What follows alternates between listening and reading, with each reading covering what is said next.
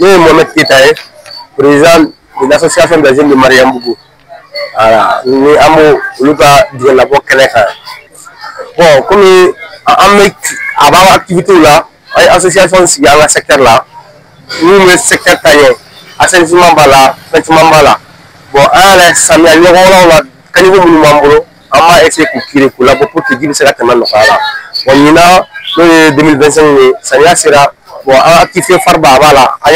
a prévu le 1er juin, à niveau central, nous avons un secteur tchèque, nous avons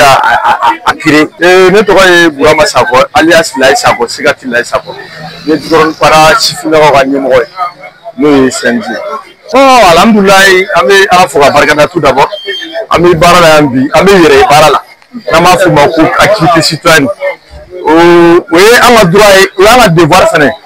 Jamana ka droit do kan amene ka devoir do ke ori ngal wonawi ka la sariya en même temps ka lakana ka da do ala pour que al sera sabati to bina bon bi ame jugorne para précisément be jugorne para secteur Marambula bi ka jeune be faralo ani dugtida ka conseil ani kafou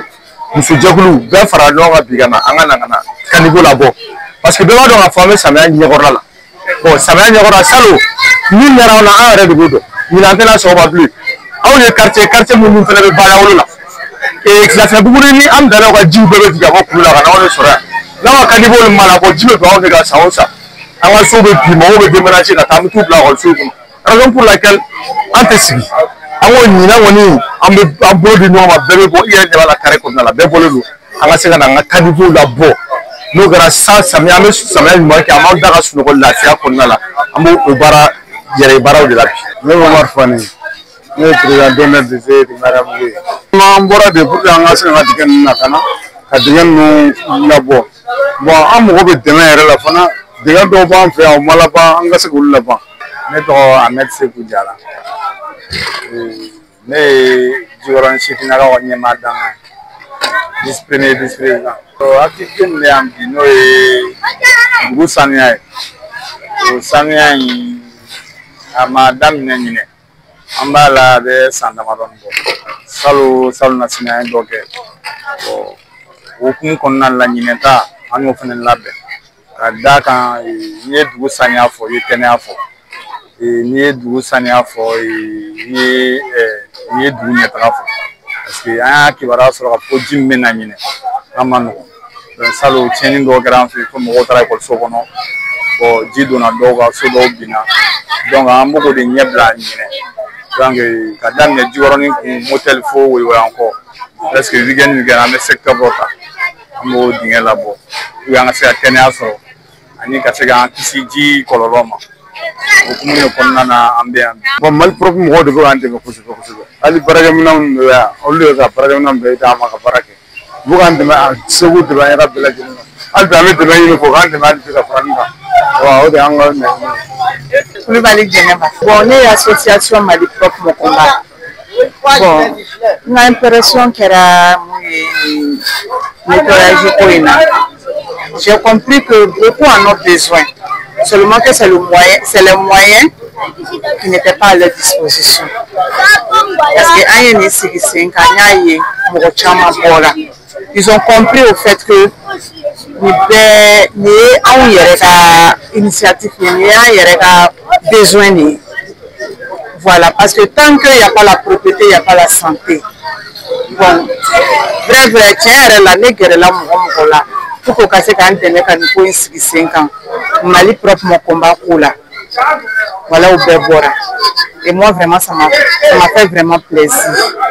que au moins le message est passé. Parce que ni les barres là, faut message qui tant que le message m'a tenu, il va barrer et fouiller pour lui. Bon, il y a une c'est que le message est passé. Donc on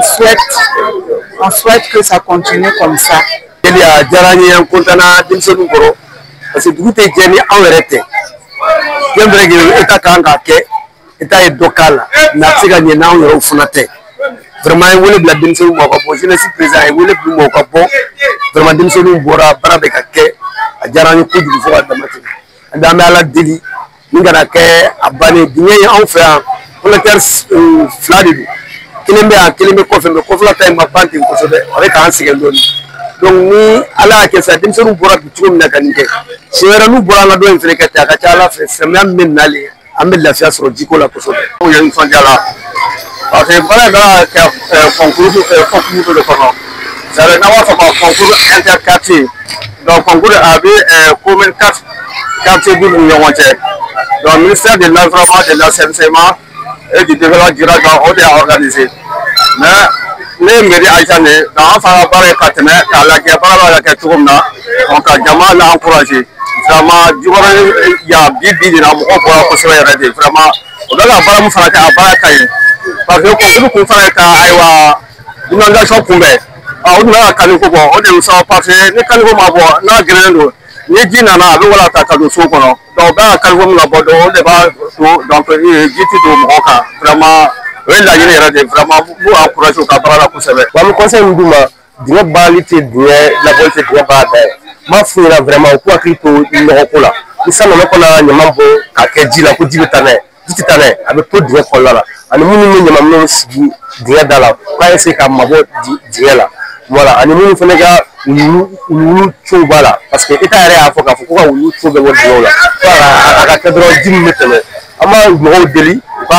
o kuma lamɛn k'a to ji ka se ka taa hɛrɛ la u kana ɲaman k'a kɔnɔ u kana ɲamanminɛnw sigi a kɛrɛfɛ u ka dingɛ lakɔlɔsi pour que a baara ka ɲɛ dingɛ ka mɛn si la. d'accord n bɛ bɛɛ lajɛlen fo n b'a fɔ jeunesse tɔw ye dugu tɛ taa ni jeunes tɛ cɛkɔrɔbaw ye mɔgɔw dɛmɛ hakili la mais denmisɛnninw y'a fangala baarakɛla ye o ye si an b'a fɔ mɔgɔninfin yɛrɛ de i mana ko min kɛ ka bila o de bɛ t'i kɔ faso baara o fana ye limaniya dɔ ye silamɛya la a bɛ fɔ cogo min na faso baara ye limaniya dɔ ye n'i y'i ka faso dilan a bɛ hali n'a ma dɔ ye bi sini a bɛ fɔ karisa dun dɔ ye nin ye voilà mais jeunesse kɔni bɛɛ motivé u ka na an ka faso baara sara t'a la mais mɔgɔ ka ko bɛɛ k'i yɛrɛ de ye voilà n bɛ to la k'an profiter ka foli kɛ n bɛ Mali propre mɔgɔw fo n'o ye an ka Jɛnɛba Kulibali ale fana b'an ka secteur la yan a y'an dɛmɛ kosɛbɛ ni minɛnw ye pour que an ka se ka baara nin kɛ voilà n bɛ association CNJ Jikɔrɔni para m'olu fana fo o fana nana fara an kan ani Jikɔrɔni dugutigiba ani secteur dugutigi parti ma bɛɛ b'an fɛ yan k'an dɛmɛ an ka baara nin na.